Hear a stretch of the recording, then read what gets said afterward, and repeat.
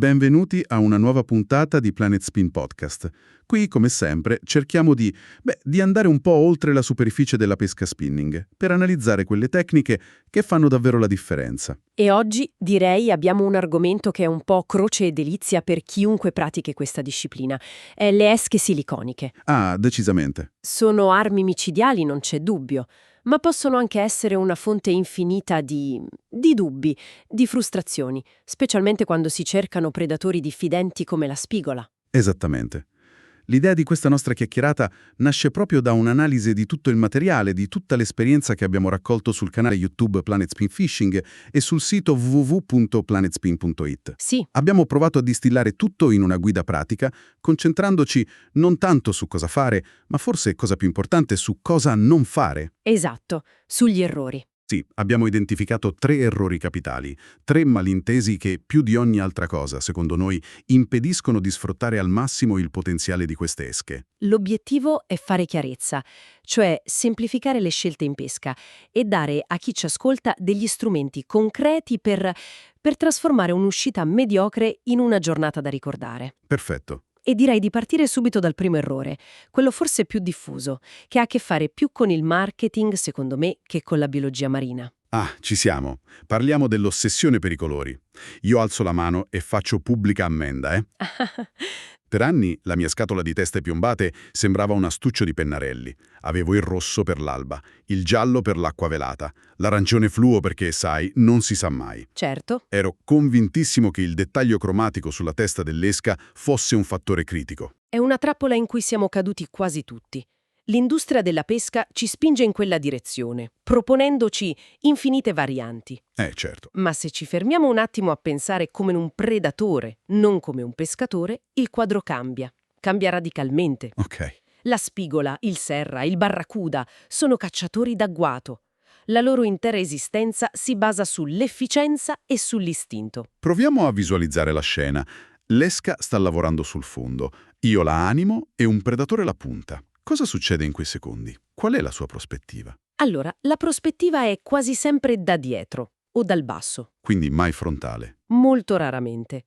La insegue, si allinea e poi sferra l'attacco, puntando al centro del corpo o alla coda. Ah, ok. In questa fase il suo cervello è concentrato su 3 cose: la sagoma della preda, il movimento e le vibrazioni emesse dalla coda. Certo, le vibrazioni. È un focus totale, quasi una visione a tunnel. La testa piombata, che è la parte anteriore, è letteralmente l'ultima cosa che il pesce vede. E per quanto tempo la vede? Per una frazione di secondo, prima che le sue fauci si chiudano. È vero, non c'è proprio il tempo per un'analisi estetica. È una reazione puramente predatoria, quasi un riflesso. Esatto. Concentrarsi sul colore della testa è come se un leone, inseguendo una gazzella, si mettesse a pensare al colore dei suoi occhi. Non ha alcun senso. L'obiettivo è il corpo, la massa, la preda. L'analogia è perfetta. E questo non è solo teoria, eh?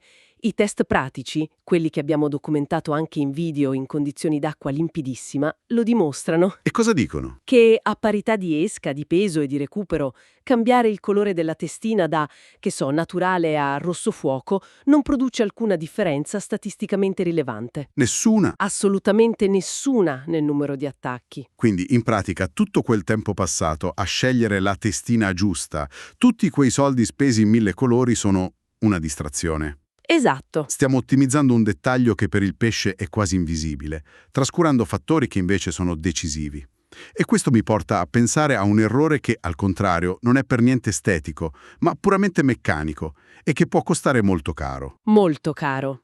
Passiamo da un dettaglio che ha un impatto quasi nullo a una scelta che può determinare il successo o il fallimento di un'intera giornata di pesca. Parlo del tipo di innesco. Il dilemma eterno, il classico amo esposto o quello che esce dalla schiena della gomma, o un sistema anti-incaglio, il cosiddetto weedless. Vedo ancora tantissimi pescatori usare solo e soltanto la prima opzione. Per abitudine, credo. E questo, a seconda dello spot, non è un errore, è un suicidio sportivo. Davvero. Non esiste l'innesco migliore in assoluto. Esiste l'innesco giusto per la situazione giusta. Capire quando usare uno o l'altro è una delle competenze fondamentali. Analizziamoli bene. L'amo esposto ha un vantaggio innegabile, che è il motivo per cui molti lo preferiscono. Certo, il suo hook-up ratio, cioè in pratica la percentuale di ferrate che vanno a buon fine, è potenzialmente altissimo. Perché è tutto scoperto. Esatto, la punta dell'amo è completamente libera. Basta che il pesce sfiori l'esca e la ferrata è quasi automatica. Richiede meno forza, meno tempismo, perdona qualche errore. Sembrerebbe la scelta perfetta. Sembrerebbe. Il problema è che quell'amo così efficiente non cattura solo pesci. No. Ricordo una sessione di pesca su uno scogliere in Liguria qualche anno fa. Spot meraviglioso, pieno di anfratti, posidonia. Ho perso 5 esche in 10 lanci. Classico. 10. Passavo più tempo a rifare il nodo che a pescare. È stata una lezione. Costosa e molto frustrante. È l'esperienza che tutti abbiamo fatto. L'amo esposto è una calamita per gli incagli. Si aggancia a tutto: scogli, alghe, ameni sommersi. A tutto. E l'incaglio non è solo la perdita economica dell'esca, è la perdita di tempo e il rumore e il disturbo che facciamo in acqua per liberarci, che spesso allerta ogni pesce nel raggio di 20 metri. A volte un singolo incaglio può bruciarti lo spot. Ed è qui che entra in gioco l'alternativa, l'anti-incaglio. Spesso si usano ami specifici, detti offset, dove la punta non sporge, ma viene nascosta nel silicone o appoggiata a filo del dorso. Sembra la soluzione a tutti i problemi, ma a me all'inizio suonava troppo bello per essere vero. La mia paura era: se la punta è nascosta, come faccio a ferrare il pesce? Certo. Non rischio di sentire l'attacco, ferrare con tutta la forza e ritrovarmi con un pugno di niente? È il dubbio più legittimo e comune. E la risposta è sì, l'affidabilità della ferrata diminuisce leggermente. Ah, ecco. Richiede una ferrata più decisa, più consapevole. Quando si sente l'attacco bisogna dare un colpo secco per far sì che la gomma si comprima, la punta dell'amo fuoriesca e si pianti nella bocca del pesce. Che spesso è dura, cartilaginea. Esatto. C'è una curva di apprendimento, è innegabile. All'inizio si può perdere qualche pesce, Però, il vantaggio qual è? che si può pescare dove prima era impensabile. Proprio quello.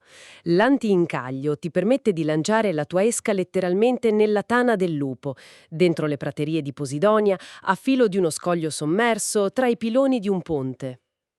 Cioè dove stanno i pesci? Esatto, in tutti quei posti dove i predatori si sentono al sicuro e tendono i loro agguati, e si evitano il 99% degli incagli. Quindi il calcolo da fare è semplice. È molto semplice. È meglio avere una probabilità di allamata del 90% in una zona sterile o una probabilità del 70% nel punto esatto in cui stazionano i pesci. Messa così, la scelta è ovvia. Meglio rischiare di sbagliare una ferrata su 10, piuttosto che passare metà del tempo a legare ami. Esatto. La regola d'oro che emerge quindi è: prima guardare lo spot, poi scegliere l'innesco. Acque aperte, fondale pulito, L'amo esposto va benissimo. ma se c'è anche un solo ostacolo, un singolo scoglio. L'anti-incaglio non è più un'opzione, diventa un obbligo strategico. La costanza, il fatto che la nostra esca rimanda in acqua a lavorare, è molto più importante di una frazione di secondo in più nella penetrazione dell'amo. Assolutamente. E parlando di far lavorare l'esca, mi viene in mente che puoi avere l'innesco perfetto, l'esca più catturante del mondo, ma se commetti il terzo errore, quello di cui parliamo adesso, è tutto inutile. Tutto. Forse è l'errore più sottile, ma anche il più grave. È l'errore che vanifica tutto il resto, perché ha a che fare con la dimensione fondamentale della pesca. La profondità. Il peso. Parliamo del peso, la scelta della grammatura corretta. Si concentra sul colore, sulla forma, sulla marca dell'esca e poi si sbaglia completamente il peso. Si sceglie a caso o si usa sempre lo stesso perché mi trovo bene. Esatto, ma il controllo della profondità è tutto. L'esca deve lavorare nella strike zone, la zona d'attacco, che è quella fascia d'acqua precisa in cui i pesci stazionano e cacciano. E cambia sempre. E cambia sempre, a seconda della stagione, dell'ora, della marea, soprattutto in condizioni di apatia dei pesci, come nel freddo invernale o nel caldo estivo. I predatori sono sul fondo, letargici, e non sono disposti a salire di 3 o 4 metri per attaccare un'esca che passa troppo alta. Facciamo un esempio concreto. Sto pescando su un fondale di 6 metri, cerco una spigola.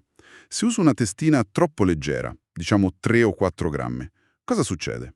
Succede che, a causa dell'attrito dell'acqua e del filo, la tua esca non lavorerà mai a 6 metri, Magari lavorerà 3 a metà acqua. Ah, E tu sarai lì a recuperare, convinto di essere in pesca, ma in realtà stai pescando nel deserto. L'esca è completamente invisibile e irraggiungibile per il predatore. è come cercare di dare da mangiare a un gatto che dorme in cantina lanciando croccantini dal balcone del primo piano. Ah, l'immagine è perfetta, rende l'idea. Ok, chiarissimo. A questo punto il pescatore medio pensa: ho capito, per non sbagliare abbondo. Metto un peso esagerato, così sono sicuro di stare sempre incollato al fondo. Altro errore. È un errore anche questo, vero? Gravissimo. È l'errore opposto, ma altrettanto deleterio. Un peso eccessivo causa 2 problemi enormi. Vediamo. Il primo è l'impatto con l'acqua. L'esca non entra con un tic discreto e naturale, ma con un plof violento, innaturale, che in un ambiente silenzioso mette in allarme qualsiasi predatore, specialmente la spigola. Che è un pesce sospettosissimo. Esatto. E il secondo problema riguarda il movimento. L'esca non sembra più viva. In che senso? In caduta, precipita verso il fondo come un sasso. Perde tutta quella fase di planata lenta e sinuosa che imita una preda in difficoltà, che è quella che spesso scatena l'attacco di reazione. E nel recupero? Nel recupero, invece di nuotare morbidamente o strisciare, tende a saltellare sul fondo in modo goffo, frenetico. Abbiamo rovinato completamente la presentazione. Quindi la regola d'oro è trovare quell'equilibrio perfetto, trovare quel grammo quasi magico. Ma come si fa? La regola è usare il peso minimo indispensabile per raggiungere 2 obiettivi. Primo, arrivare alla profondità desiderata in un tempo ragionevole. Ok? Secondo, mantenere il contatto con il fondale durante il recupero, cioè sentire l'esca che lavora. Una linea guida pratica. Una linea guida che possiamo estrarre da tutta l'esperienza di Planet Spin è che in acque molto basse, fino al metro, un amo piombato anti-incaglio è quasi sempre la scelta migliore. Mhm. Oltre il 1,5 metri o in presenza di corrente si passa alle testine piombate e lì la scelta del peso dipende da profondità e corrente. Certo che detto così sembra un'equazione complessa. Devo considerare il tipo di esca, la sua grandezza, la profondità, la corrente. Può diventare un rompicapo specialmente per chi ha le prime armi. Ed è proprio per questo motivo, per trasformare questo rompicapo in una scelta semplice e immediata, che abbiamo sviluppato uno strumento pratico. Ecco la soluzione. Sul sito www.planetspin.it c'è una risorsa che io considero fondamentale, una tabella di corrispondenza, uno schema che elimina i dubbi Esatto. e traduce tutta questa teoria in un'azione immediata. L'abbiamo pensata per essere totalmente intuitiva. Non serve una laurea in ingegneria. Funziona come una griglia a doppia entrata, tipo battaglia navale. Spieghiamo come usarla. Da una parte ci sono le esche, dall'altra le profondità. Esattamente. Su un lato della tabella trovi le categorie di esche siliconice. Per esempio un paddle tail da 3 pollici, un jerkbait da 5, un gambero. Ok, Sull'altro lato trovi le fasce di profondità in cui intendi pescare. Da 0 a 1 metro, da 2 a 3 metri, da 5 a 7 metri e così via. a quel punto il gioco è fatto. Basta incrociare i dati. Proprio così, incroci la riga della tua esca con la colonna della profondità in cui stai pescando e la casella corrispondente ti darà la configurazione ottimale per quella situazione. E non solo il peso, mi pare. No, non solo il peso, ti suggerisce anche il tipo di innesco esposto o antincaglio e persino la misura corretta dell'amo. Un altro dettaglio che molti trascurano, finendo per usare ami troppo grandi o troppo piccoli, che uccidono il movimento dell'esca.